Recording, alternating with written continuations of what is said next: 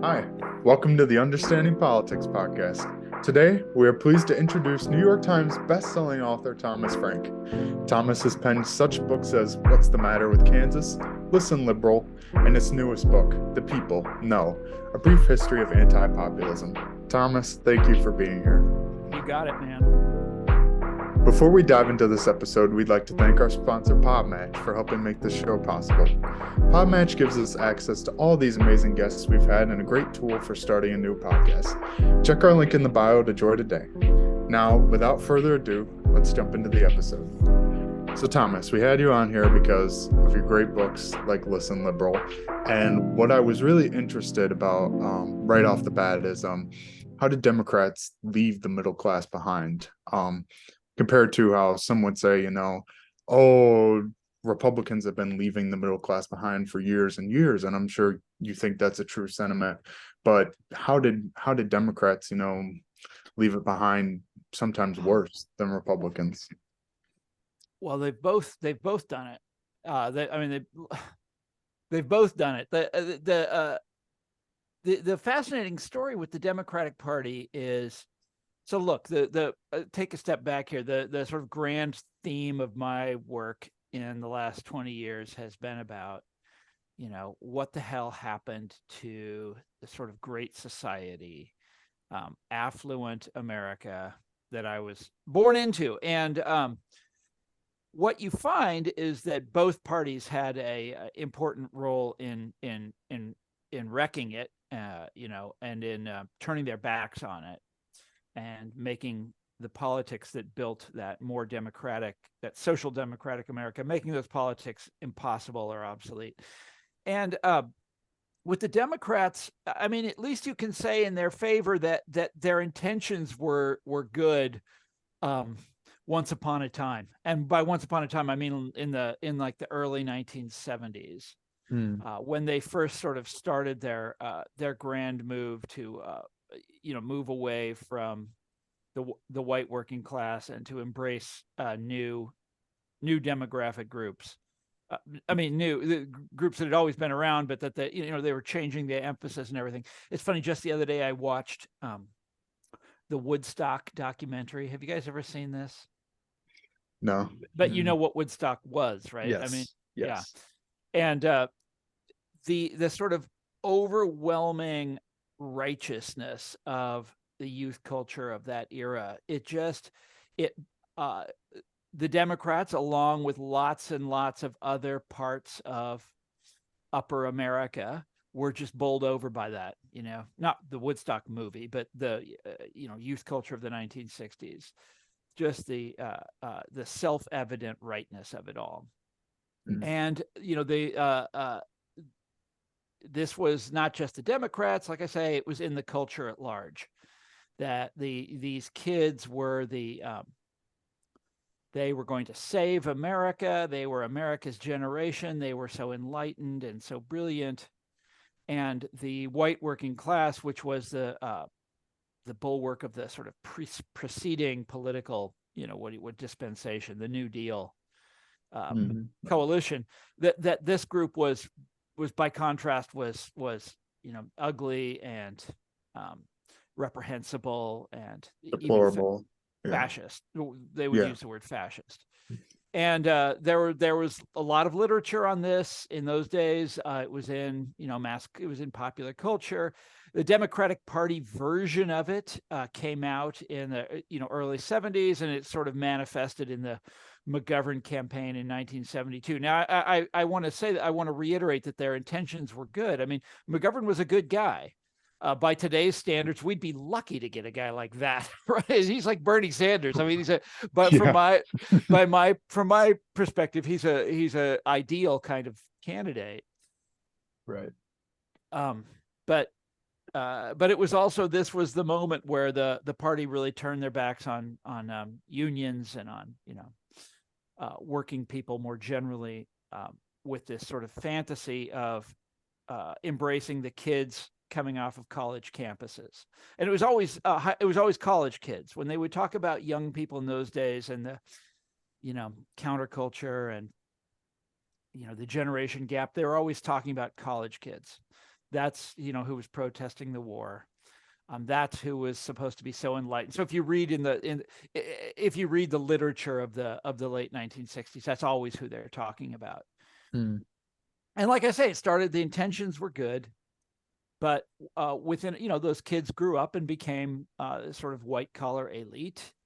And you have this sort of transition of those politics to what they eventually became in the Clinton years, which is the Democratic Party takes a hard swerve to the right. Now, in a lot of people who are listening to me, or a lot of people your age don't know what I'm talking about, because the Clintons seem like great people, right? They seem very liberal and enlightened, and all that stuff. And that's always been the case with Democrats. There's always been this kind of superficial liberalness to it. But at the same time, the Democratic Party embraced the sort of free market revolution that Reagan had brought in, and they, more importantly, they turned their back on the unions and on the concerns of working people more generally. And you don't have to dig very far in the literature of Clintonism to find this kind of thing. These people were in the situation they were in. They were being left behind by history, left behind by globalization, because frankly, because they deserved it. They hadn't gone to school. They hadn't done all the things that we know you're supposed to do. And we know those were the things you were supposed to do, because those are the things that Clinton had done. And those were the things that everybody in his cohort had done. You go to you rise up in life by going to a good school, through education, by getting good grades. Bill Clinton was a Rhodes Scholar, et cetera, et cetera. He met Hillary at Yale Law School. They were, supposed to be the leaders of their generation, and they surrounded themselves with the most brilliant minds of their generation. And those brilliant minds said that the rightful focus of parties of the left is people like us. That's what it's about. These other people have, and so they're, I'm sorry, I should just say I talk way too much. I'm probably giving you didn't want this answer.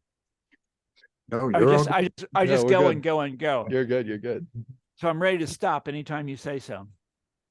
But so they don't have a lot of sympathy for the plight of working people, and they continue Bill Clinton continues a lot of the things that the Reagan administration had started. Bank deregulation being the most famous one, but also the trade agreements. This is the Reagan and Bush Senior people had dreamed up NAFTA. The Clinton people got it done. Also, not enforcing antitrust. I forget their name for this policy, but this is all of these are monumental changes. Right. Welfare reform. Yeah. Welfare reform, that too. These are all conservative policies embraced by Bill Clinton and sort of taken to their logical conclusion by Bill Clinton. So he got a lot of these things done that Reagan could not get done. And that's the party has, in my view, the party has never really looked back from that. They'll often say that they'll often sound more liberal. Like Barack Obama sounds a lot better than Bill Clinton, but he didn't really. He accepted all those changes in the party. To rise up in the Democratic Party, you have to accept them. That's part of the deal. You have to, signal your acceptance of that revolution in the Democratic Party. They tossed out the New Deal, and they started over again with a new philosophy. Yeah, I think too. Also, kind of, you say economically, they shifted away from more social democratic principles to neoliberal ones. Yes, although I don't like the word neoliberal. You don't like the word? And I'll tell you why. It's a British term, and it refers to Thatcher and company. Thatcher was reviving what in Britain is known as liberalism, a 19th century doctrine. It's all about free trade, free markets. And that was, Thatcher's revolution. And it was indeed a revolution. And like Britain, like us, has never looked back from that. But in this country, it's just it rubs people the wrong way when you describe Ronald Reagan as a neoliberal. It doesn't make any. The guy hated liberals. It doesn't make any sense. So it's always been a difficult term for me. I guess the way we think about neoliberal is like, for example, like you took Margaret Thatcher, like she deregulated the telephone lines and most of the public transportation that was like government owned. And then when we think about Privatized, everything. when we think about everything. Obama, like doing the Affordable Care Act at most, when a lot of people in the Democratic Party would say they'd support Medicare for all over and over again. Yep. I guess Well, that's a sort of different part of the Democratic. They obviously their positioning in the mind of the public is the party of the left in our system, right? That's their brand identity, and so they'll often say that they're in favor of really. So I'm pretty far to the left, just so you know. They'll often say that they're in favor of good things that I would like to see. They want everybody to have good health care. They want everybody to get a good education. But then what they actually propose and what they actually do are just like the lamest, lousiest, flimsiest, tiniest policies. It's like no more than a little wave in the right direction. That's Obamacare. That's like Dodd-Frank. That's like his education policy. It's like you did nothing. Look what you achieved, nothing. One or you thing achieved very little. I don't want to minimize Obamacare too much. He did. There are some aspects of it that I really approve of. But as universal health care programs go, if you compare it to Canada's, to Britain's, to France's, to everybody's, it's the worst. Yeah. it's the pits. Right. And one thing in like current news that kind of reflects that is the whole gas stove thing. Where like Joe Biden was talking about like a federal ban on gas stoves, and then there was a lot of pushback, and they're like, well, maybe we won't do that. Well, I don't know. I haven't followed that, and I don't know anything about it. And it sounds like a replay of, was Biden really saying that?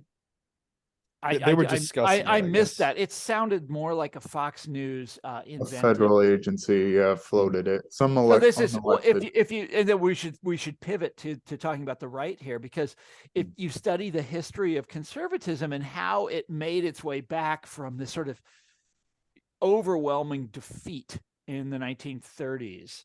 And, like Barry Goldwater in 1964, another overwhelming defeat. I mean, this country just didn't want what they were selling. And then by 1980, it's like, whoa, look what they've done, right? They're, right. That is an amazing success story. And that I used to be fascinated by that. I've got that out of my system now after I wrote several books about it. But their success story is fascinating. And a big part of it is appealing to this sensibility, this sense that people have, that average Americans have, that the world is going haywire. The world is spinning out of control. The cosmic Velcro has come loose. Everything is madness, and the center cannot hold, and tradition is being tossed willy-nilly. And so part of it is they are forever coming up with these culture war issues, and that's always the theme. The world is insane. The world is the people are out of control, and they will do anything. They'll come into your suburb and like machine gun your house, or I don't know, like they're always making this shit up. And the classic example when I was a kid, and this was important to me because I believed it. I was a conservative as a child, was the Panama Canal giveaway. Okay, this was like they're like these Democrats in Washington, meaning the Jimmy Carter administration, are so weak. They're actually giving away, important pieces of our national territory, and they're that's how feeble and weak they are. They're and it's like that this was the Panama Canal Treaty is something that leaders of both parties had worked on. It had been like 20 years in the making, all this stuff. This was an incredibly successful strategy, the Panama Canal giveaway. It was, and they do this all the time. They're constantly, it's now all Fox News. Fox News is the And then all these sort of ancillary, young conservatives that want to get on Fox News, and they're forever coming up with these things. So that's why I don't know about the gas stove thing. I cook on a gas stove. Mhm. But that sounded to me like one of these one of these just like a perfect culture war issue. The federal government is going to come into your house and take away your stove. Yeah, I mean, I think it was Jim Jordan who tweeted out, God, guns, and gas stoves. Like they're That's totally hilarious. jumping on it as a culture war thing. Yeah, That's awesome. Yeah. yeah. Well, anyhow, I mean, these things work. There's a reason they keep doing it. They work. And Mhm. so that was the story of What's the Matter with Kansas, is why do the culture wars work? Mhm.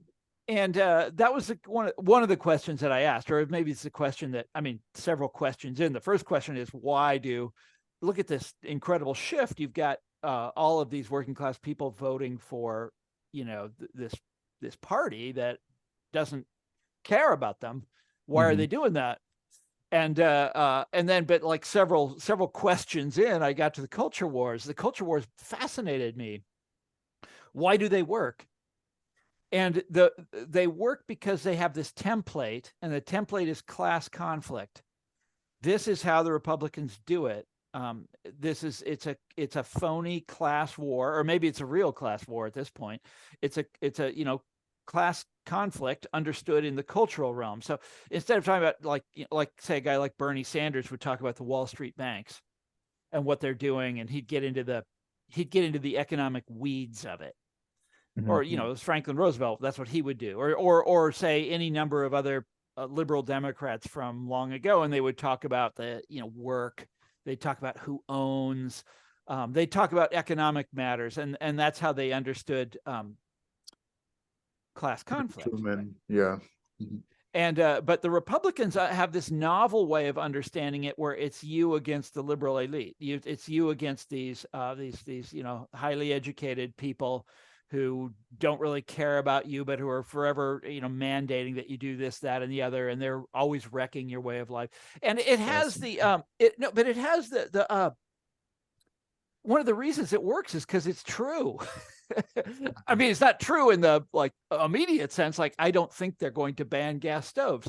It's Mhm. true in the larger sense that these highly educated people do run our society. That really is true. I mean, there's a lot of guys with advanced degrees running, government and running Wall Street and and they really are. And capitalism, and they really are assholes. They really are jerks, and you really are right to hate them. Right. And so the culture war works in that sense, and it's sort of the model, and it's how in my opinion, it's writ large. That's how the Republicans did it. With that, and that's, some people call that populism. I used to call that the term that I would use for it now is phony populism. Yeah. Right. I wonder what you think about some Democrats who, are able, some people would say, I don't like voting for Democrats, but because of the culture war aspect, like gay marriage or abortion, stuff like that, they will still vote for Democrats. I wonder what you think about kind of how we can make a coalition with some of these Wall Street types, but also, still have like working class politics. Like what is in the new left or the new Democratic Party look like? A different vision from the DLC, the Democratic Leadership Council, like people like that.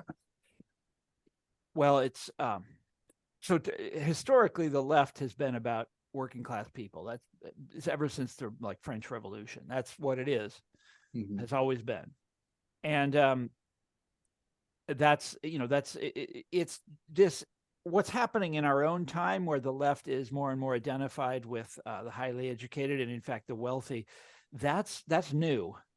That's a novel thing, and I think it's a story that's going to end badly. I mean, there's always been some wealthy people on the left, sympathizers or whatever, but to have that be their main constituency, this doesn't end well. this is What- a road to disaster is what it is.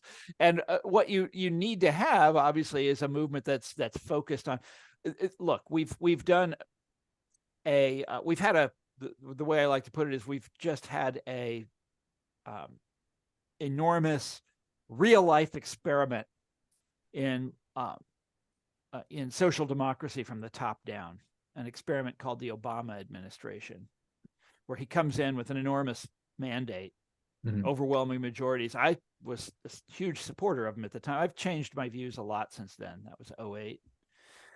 I was a huge supporter of Obama, and I thought he was exactly what this country needed after George Bush. Bush and his administration of fools and hacks and cronies. Remember, heck of a job, Brownie. And I thought, yeah, this is great. We're going to bring in Obama. And I'd met Obama. Obama's highly intelligent, and he was. What's more important is he understood the important, that you had to have highly intelligent people running these agencies, people who cared, people who agreed with the mission. And that's what I thought the answer was after Bush, right? And well, we had a real life experiment in that, and sure enough, Wall Street's back, right? They made it. Yeah. They recovered, and nobody went to jail, and nobody lost their bonus, and all the firms that survived then are still around now. But ordinary people got nothing, or very, very little. I mean, they got to have a recovery a few years later, right? The economy did eventually bounce back, but we've all seen the statistics. We all know what that recovery looked like. We've all seen that for whatever reasons, wealth and income have just continued to concentrate in the upper brackets. And Obama had the perfect opportunity to do what Franklin Roosevelt did in the 30s, which is to completely reorganize the financial system of this country. That was in his hands. He totally could have had that if he wanted it. He didn't want it, didn't do it, never happened.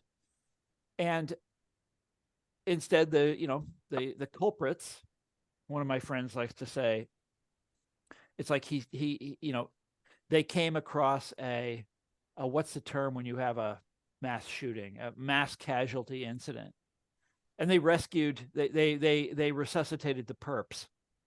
Massacre. Right? Yeah, they found a massacre. They're the rescue team. They show up at the scene of the massacre and they rescue the perps. That's what happened. The average homeowner, average Americans got very little. Yeah, out of the whole thing. And I think that's and look, you can look at the statistics, and I mean, wealth has continued to concentrate, labor continued to, working people continue to do poorly, and in fact, my favorite, by which I mean the very worst statistic to come out of the Obama years, is the life expectancy in America started to go in reverse, which is that is one of the most alarming signs of a dysfunctional society. That is that's like you've got something really bad is happening. Right. And we know why that's happening. You're in Western New York. You're in upstate New York. It's all around you. It's people dying of alcoholism, opioids, suicide, guns. This is everywhere. I'm from Kansas City. All around Kansas City, this thing is going on. It's a civilization that is crumbling. A middle-class civilization that is crumbling, that has fallen to pieces. We all know this. And so we just had a real life experiment in social democracy from the top down, and we've discovered something. It doesn't work. It has to come from the bottom up, as we've seen in other times in American life, in the 1890s, in the 30s, in the 1960s. When it comes from the bottom up, you get a very different result. But that's populism, is what I'm describing. That is what I'm looking for, and what we have to have is a trans-racial movement of working class people for economic democracy. That's what we need. I mean, where this is Martin Luther King's birthday, I noticed this morning everybody is quoting some of the stuff from late in King's life, which is one of I quote him at great length in The People Know, because he talked about this stuff all the time, and so did his associate Bayard Rustin. I mean, they talked about it constantly. That having won the sort of primary objectives of the civil rights movement. They got the Civil Rights Bill, they got the Voting Rights Act. They had to move to the next step, which is economic democracy. And that was what King was working on when he was murdered. And that's what his heirs continued to work on. Like Jesse Jackson, if you go back and look at Jesse Jackson's speech to the Democratic Convention in '88, he was saying the same things as Martin Luther King towards the end. But unfortunately, that's what we have to have. That's what we can't have. That's what is never, permitted in our political system now. Instead, you have all these phony versions of these phony lefts, the sort of Fox News, like the pseudo-populism that we were talking about before, this sort of fake left, where it's this fake class conflict. I mean, maybe it's a real class conflict, but it doesn't achieve what you need, right? It doesn't change anything. It's like you can rail against Hollywood all you want, but voting for Republicans doesn't do anything, Right. I mean, some people would say like Josh Hawley's always the example. Like he'll tweet something like $15 minimum wage or I'd love to. I mean, that guy fascinates me. He's from Kansas City, right? Or he's from a town in the sort of outskirts of the Kansas City metro area, and where I'm from, right? And so he fascinates me because he often says things that I agree with, but I'm just like, I'm waiting for the day when he takes action number one, and there's a lot of Republicans that do this act now. And I'm here to tell you, the day they actually take action on this stuff, I will be the first to stand in line and say, hey, that was nice going, guys. They never do it. They never do it. Right.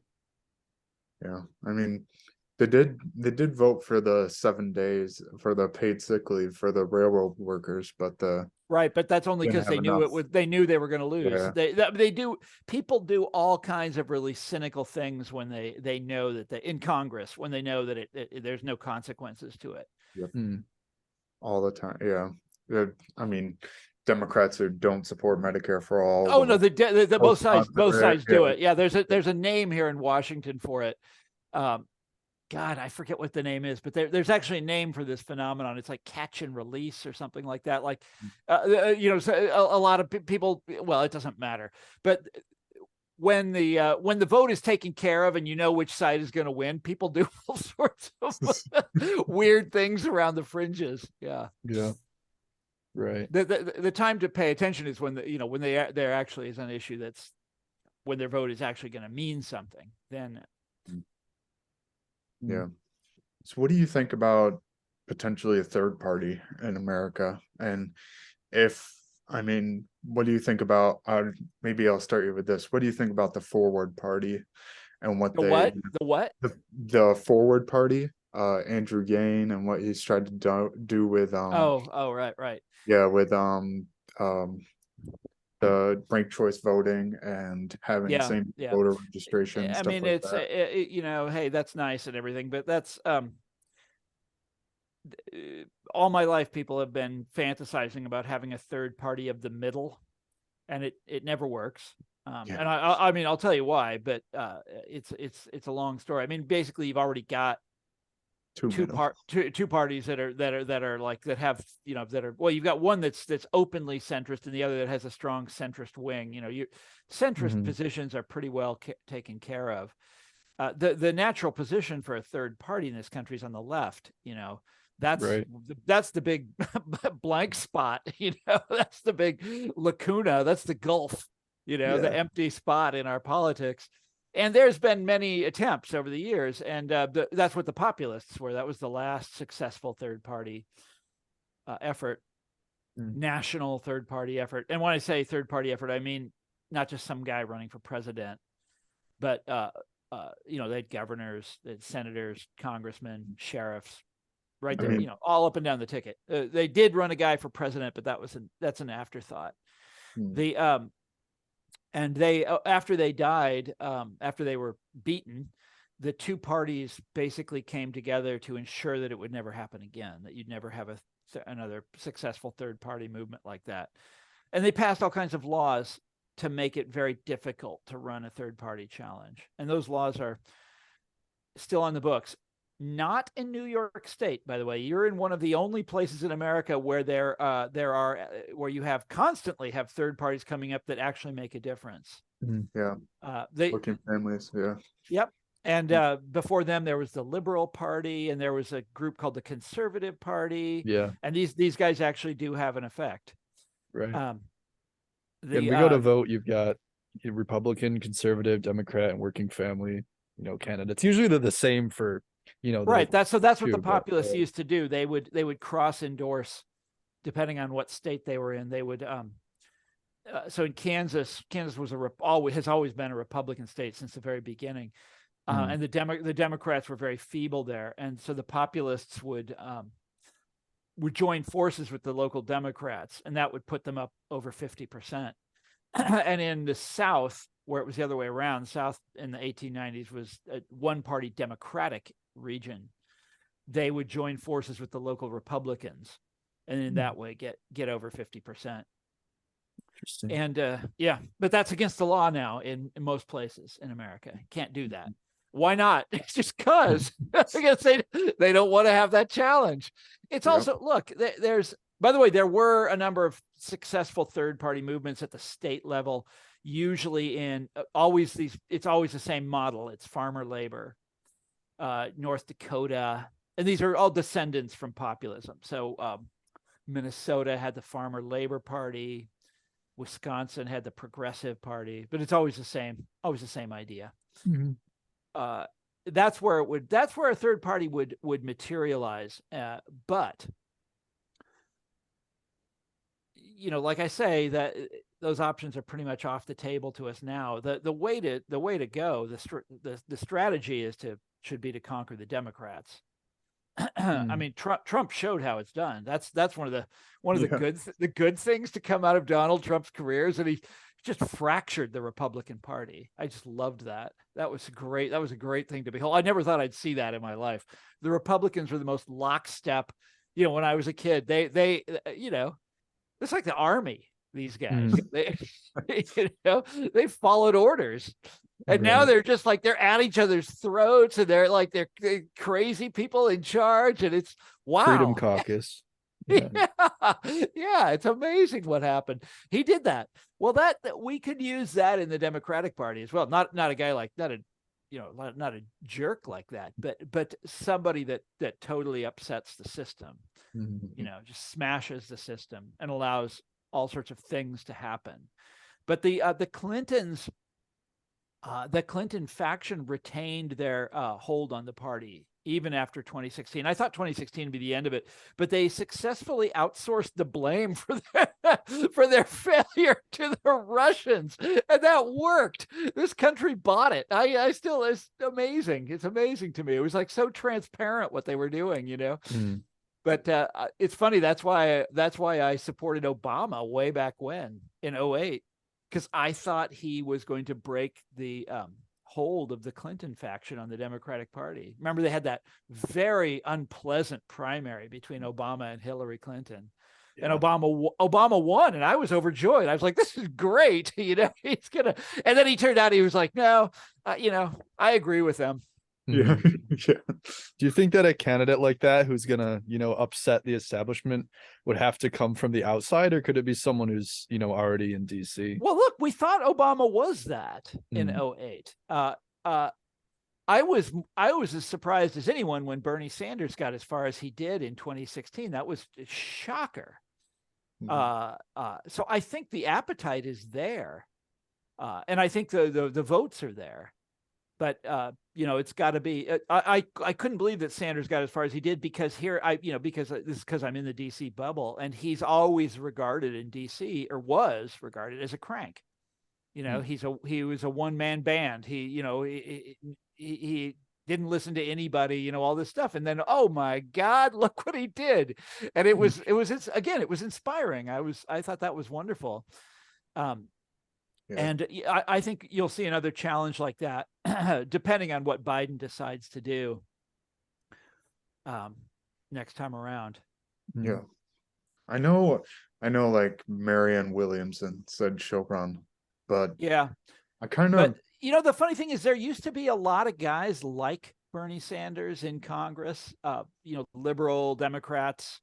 Sanders's views aren't that strange. You know, he likes to call himself a socialist, but if you look beneath the surface, what he's advocating is just, you know, it's standard issue New Deal Democrat stuff. And there used to be, when I was young, there were a lot of guys in Washington that believed what Bernie Sanders believes. There's a lot fewer of them now. mm-hmm. But they're still out there, you know, and I would love to see one of them run. I would love it. It would be great. But if you do that, you know, if one of them wins the Democratic primaries, which is totally possible, by the way. I mean, Sanders came really close, and it's totally possible for someone to win, someone like that to win. You'll see all the we've been talking about all the white collar, you know, this strategy of the Democrats over the last 30 years to court this white collar vote. Those people go back to the Republicans. Republicans will, you know, they do this yin and yang thing. If the Democrats do this, the Republicans do that. They'll choose some kind of Mitt Romney type, and then all the money will go back to the Republicans, you know. Right. So, you know, it was one of the sort of interesting things about 2016 that Wall Street backed Hillary. I mean, not strange because Hillary had spent her whole life preparing for that, but that they didn't back Trump. You know, Trump is one of their guys, you know, and they didn't like him. And but if it had been Sanders, if Sanders had been the nominee, then you would have seen probably Trump. All the money would have gone with Trump. Yeah. Well, because now people even say with the CHIPS Act and some of these other legislation too, or the Trump tariffs, they've gotten a lot more protectionist and less globalist too. The R's, yes, they have. Yeah. The R's fascinate me. I mean, rhetorically, again, what they do is something completely different, but rhetorically, they often denounce, you know, the great deeds of Reagan, who they still worship. You know, he's the greatest president of all time, et cetera. But then they go out and denounce NAFTA. You know, it's like, dude, who do you think wrote that?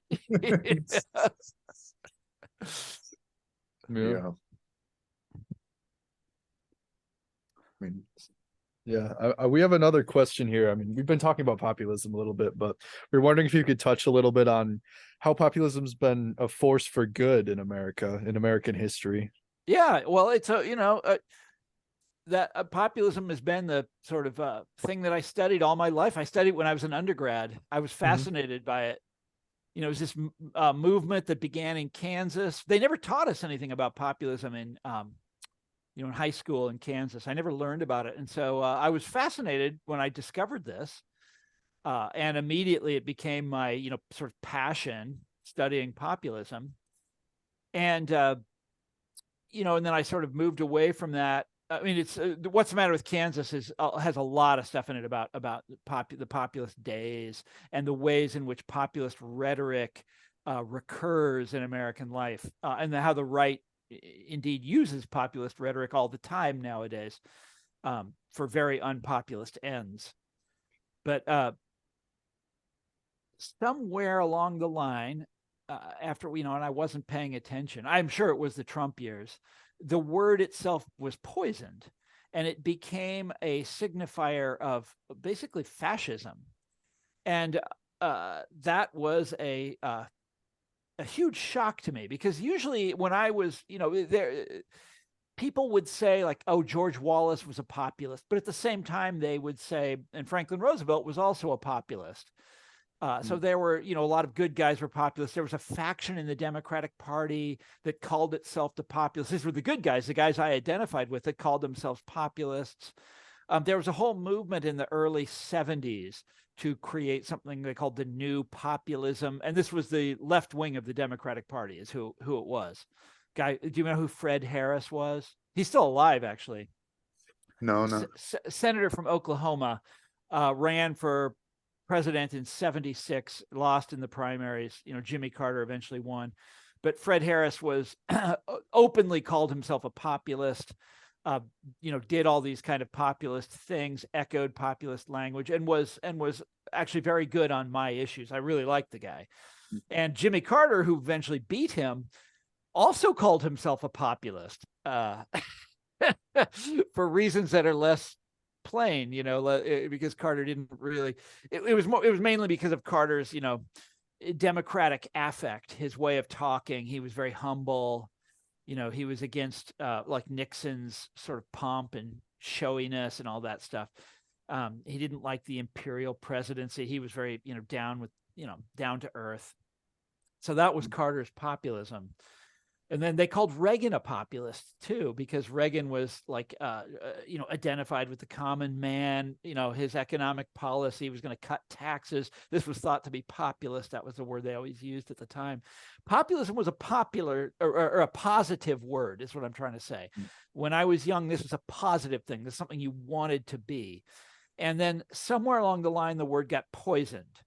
And so I wrote a whole book about how that happened, how the word changed, how the valence of the word changed, and also about the populist tradition in American life, which in my mind is a very positive thing. It's a good thing. This is the if you take your definition from the guys who made up the word, the word didn't exist before 1891. It was a made up word, made up by my guys in Kansas. And they what they meant by it is what I was saying earlier, a transracial movement of working class people for economic democracy. That's what it was about. And it had ancillary other issues like increasing the franchise. They wanted, for example, votes for women. They wanted to have what they call the Australian ballot, the sort of anonymous ballot, so that people couldn't, they want all these anti-corruption measures, full democracy measures, all this kind of thing. And that's who the populists were. And because they invented the word, I think your definition is, and the political scientists, by the way, you guys are studying political science, they come up with these hilarious definitions for the word. Hilarious because they've just made it up, right? And then they argue with one another about their made up definition and which one is right. And it's like, but mine describes this thing that we agree is populism. But it's like, dude, why do you agree it's populism? Because you've all agreed. It's like, it's circular. It's self-fulfilling. Do you see? It has to be grounded in something. Mm-hmm. So grounded in these guys that made up the word and called themselves that. And that's that was, if you look in the dictionary before the 1950s, that was the only definition of the word. Mm-hmm. Or there were a few other people that called themselves populists, but they called themselves that because they thought they were a reflection of this original movement from the 1890s. Well, the way the political scientists use the term now, that those people who made up the word in the 1890s are not populists, right? Because they're not fascists. They're the opposite. Mm-hmm. So how the hell did that change? How did that happen? It's a really good question. Yeah. And it has consequences. And it has consequences for people like us. It's not just an academic debate or a historical debate. It has consequences. And the consequences are that you've poisoned one of the main sort of sources of reform in American history. You've poisoned this idea. And that's deadly. It's if you believe in reform, if you believe in social democracy, you've just done terrible violence to that tradition by redefining the word in this way. So that's what the people know is all about. And then there's the other half of it is I'm reminded by, I'm looking at a political cartoon on my wall that you can look at on my website on tcfrank.com, this other tradition in American life, which is anti-populism. Mm-hmm. People who hate populism, who hated it then, who hate it now. And they always use, so I said the populist tradition is difficult to trace because it's been, the word's been poisoned. But the anti-populist tradition is very straightforward. It's exactly the same in the 1890s as it is today. Exactly the same. They use the same language, the same ideas. It is the idea that we are menaced, we are in danger of democracy. Democracy is a constant threat with ordinary people trying to ordinary people are in the saddle and they're demanding insane things. They're trying to turn the world upside down. They're doing something crazy. Another word for it is insolence. Working class people don't know their place. They have to be reminded of their place. We have to reaffirm the authority of authority. So, that's one of my jokes. We have to reaffirm the authority of expertise, of authorized authority. And that's like, if you read a lot of Democratic Party thinkers now, that's their great struggle in life. They think that's what modern politics is all about. We have to reaffirm, we have to rebuild the authority of established expertise. We have to make people bow down to expertise. And that's the problem they say that's the problem with Trumpism, is that people don't respect authority enough. And this is you saw this all through the Trump years. He's supposed to be shattering norms, disrespecting authority. And then you saw it especially during the COVID pandemic, those yard signs, you've got to respect science, follow the science, et cetera, et cetera. And these are people, I don't think anybody that puts a sign like that in their yard doesn't know what science is, Yeah. Science is this sort of constantly overturning of established authority. It's not established authority beating the world down with a big stick, Right. That's not what science is. Anyhow. That's what the war of populism and anti-populism, that's what I mean by all that. I'm fascinated by it, but it turns out I didn't have any takers on that one. Nobody was really interested in that one. So now I'm moving on to other things. Oh, I mean, I think it's absolutely crazy how kind of like I was watching CNN with the whole speaker vote, and they were like, oh, this is a national security threat. Right. Yeah, isn't that funny? And then bring in an expert from the CIA, or what's like the disinformation experts. I think that's hilarious. You gotta listen to them. Yeah. They're like, oh, yeah. I can't believe that, our sacred institution of the halls, or they'll do. Yeah, I know. It's so funny. Now, look, a lot of this is just me. So I went to graduate school in the 90s and got a PhD, and I learned a lot about expertise. And you learn right away that it's not the voice of God. Experts fight with each. I mean, I went to the University of Chicago, right? And for graduate school, which is a very famous graduate school, and people fight with each other constantly. It's all they do. Expert against expert all day, 24/7. That's what they do. There is no established expertise. And if there is, somebody's out there with a sledgehammer trying to smash it right now. The idea that what you do with experts is bow down to them is like, that's the dumbest fucking thing I ever heard, but that's where we are, that's the, by the way, the party of the left that tells us that shit. Yeah. So yeah. I mean, we've talked a lot about how Democrats are this party of the elite and professionalism, and especially in Listen Liberal, you write a lot about that and how that kind of has come from the Clinton presidency and Obama. Yeah. Well, I'd say that's where it. I mean, Dukakis would have done it too, but that's where it gelled. That's where it all came together. But the seeds are much earlier. You can find it in the Vietnam period. The best, they called them the best and the brightest. The guys that were running that war. It was all done with a big computer. The story. Anyhow. Right. Disaster. It's always disaster. It always ends in disaster.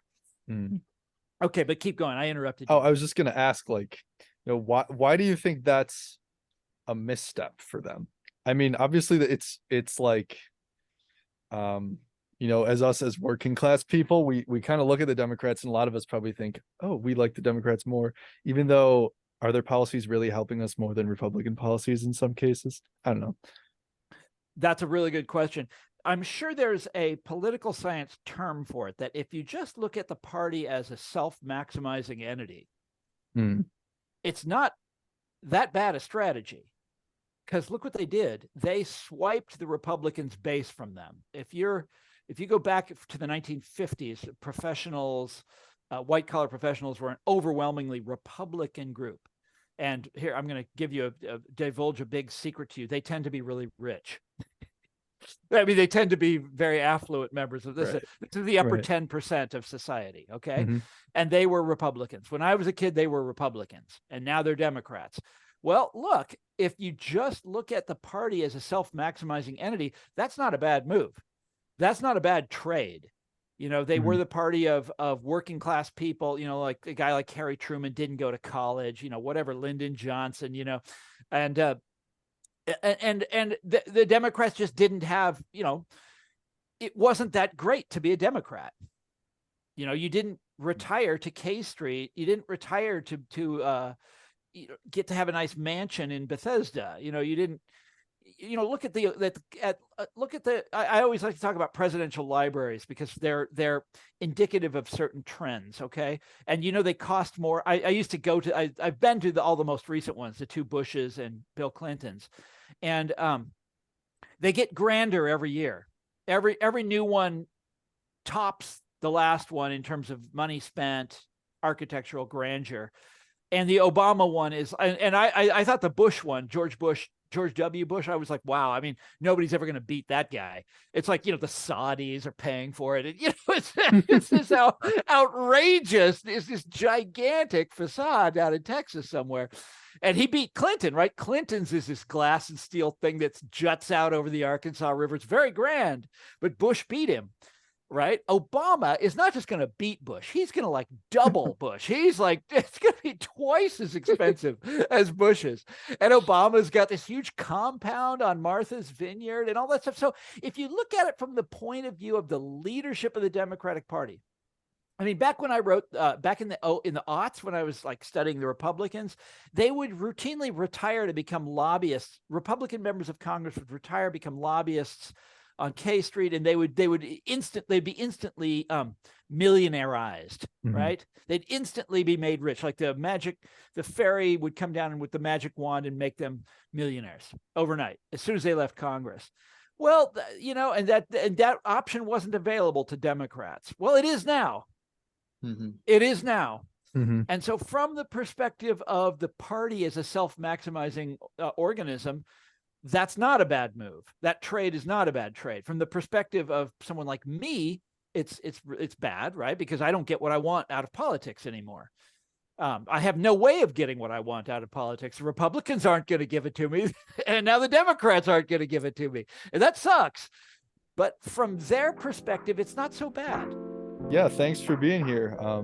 Definitely, I've been reading Listen Liberal, and I've been really enjoying it. So I was definitely pretty excited to have you on the podcast. Michael's read that one, and What's the Matter with Kansas as well. So yeah, you want to read the populism book. You will enjoy it. Okay, I'm very proud of it. Hey guys, we hope you enjoyed that episode of Understanding Politics. We had a great time talking with Thomas Frank about politics and his books, such as Listen Liberal and What's the Matter with Kansas. We'd like to let you know that in 2 episodes from now, we're going to be having a panel with people from all sorts of different backgrounds and talking about feminism. So we hope you'll stay tuned for that. And thanks for listening. We'll see you next episode.